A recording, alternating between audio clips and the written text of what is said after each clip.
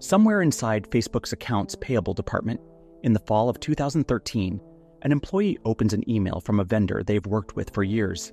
The sender is Quanta Computer, a Taiwanese manufacturer that builds hardware components for some of the biggest tech companies on the planet, Facebook included. The email looks exactly like the hundreds of others that have come from this vendor before. Same letterhead, same tone, same kind of routine request. Attached is an invoice. The employee processes it the way they've processed dozens like it. Money moves. Nobody blinks. And somewhere else entirely, a man in Lithuania checks a bank account that now has a little more in it than it did an hour ago. Over the next 2 years, that same quiet transaction would repeat itself, company after company, wire after wire, until the total reached more than $120 million. No malware, no stolen passwords, no late-night keyboard warfare against a firewall, just a name, a logo, and an invoice that looked exactly like it was supposed to. The man behind it was Evaldis Rimasauskas, and what he understood, better than almost anyone who tried something like this before him, was that Google and Facebook didn't need to be hacked. They needed to be asked. Here's how the scheme actually worked. And it's worth sitting with how unglamorous it is, because that's the whole point. Quanta Computer is real. It's a legitimate company, and it genuinely did, and still does, business with both Google and Facebook, building server components and hardware they relied on. That existing relationship was the entire foundation of the scam. Rimasauskas didn't need to invent a business partner out of thin air and hope nobody checked. He needed to become an existing one, in every way that mattered on paper. So he incorporated a company, not in Taiwan, where the real Quanta operates, but in Latvia, under the exact same name. He became its sole director.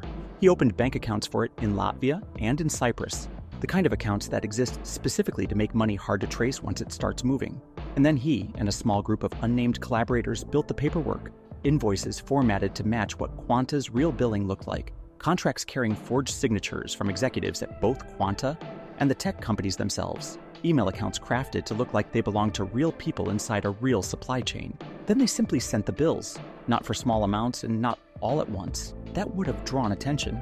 The requests were sized to look like exactly what they were pretending to be, the normal cost of doing business with a hardware supplier that both companies already trusted. Employees who handled these payments regularly had no obvious reason to question them.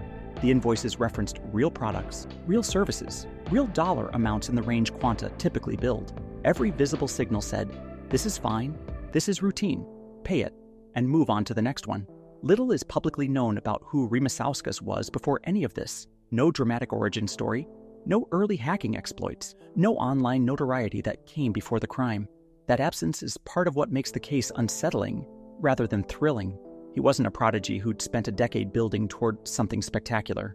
He was, by the account prosecutors laid out, a man who noticed a gap between what a company's internal process assumes to be true and what it actually verifies, and who had the patience to build something convincing enough to live inside that gap for 2 straight years. Think about what actually has to go right, from the fraud's perspective, for a scheme like this to work even once.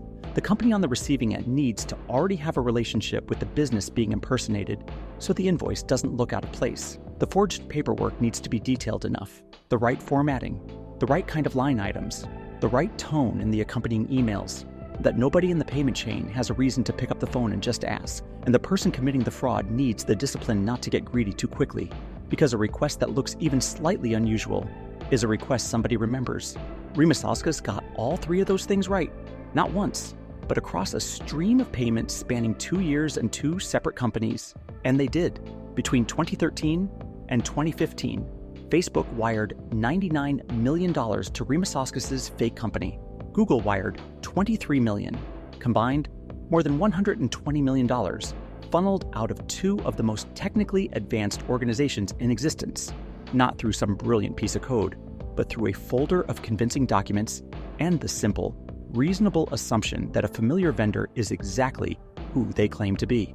Once the money landed, it didn't stay still. Rimasauskas moved it through a chain of accounts spanning Cyprus, Slovakia, Lithuania, Hungary, and Hong Kong. Enough hops across enough jurisdictions that tracing any single wire back to its source became a genuine undertaking, not a quick lookup. Every one of those countries has its own banking regulations, its own reporting thresholds, its own pace at which international requests for financial records get answered, if they get answered at all. Moving money through 5 of them in sequence isn't something you improvise.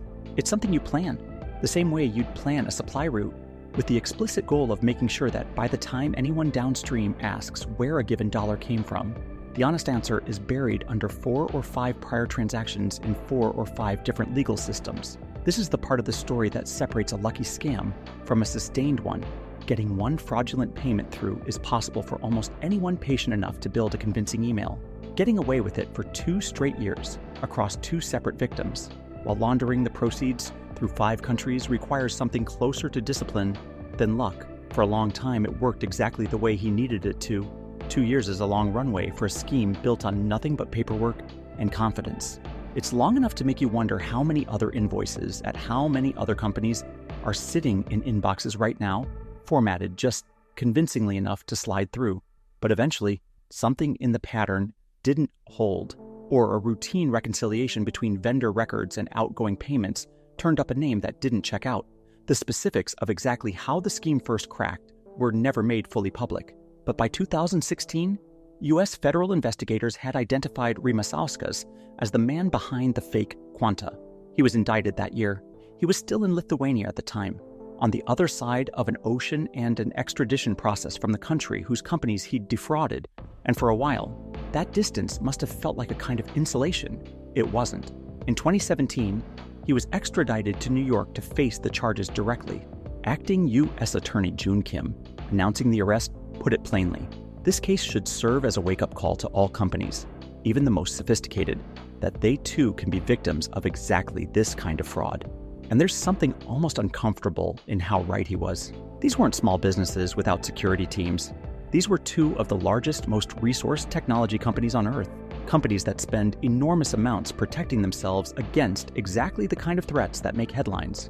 Breaches, exploits, 0 days. What got through wasn't any of that.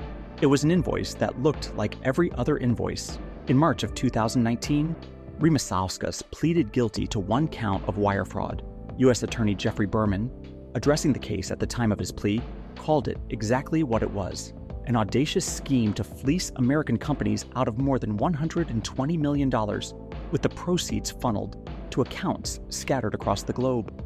Rymasauskas, Berman noted, thought he could hide behind a computer screen halfway across the world while he ran the operation. He'd learned otherwise. That December, U.S. District Judge George Daniels handed down the sentence: 5 years in federal prison, followed by 2 years of supervised release. Rymasauskas was also ordered to forfeit nearly $50 million and to pay more than $26 million in restitution. Sounds like a lot, until you do the math against what he'd actually taken.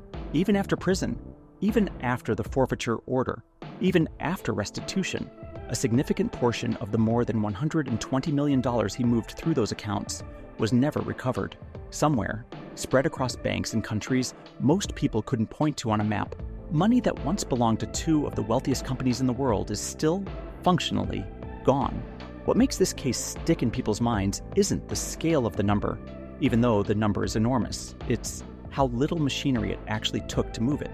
No 0-day exploit, no stolen login credentials, no sophisticated intrusion into anyone's network, just a name copied exactly, a logo reproduced convincingly, and the reasonable, almost boring assumption that an invoice from a company you've paid 100 times before is, this time too, exactly what it says it is. In the years since, the case has become something close to a case study, the kind of stories security teams put in front of new employees, not because the technical details are complicated, but because they aren't.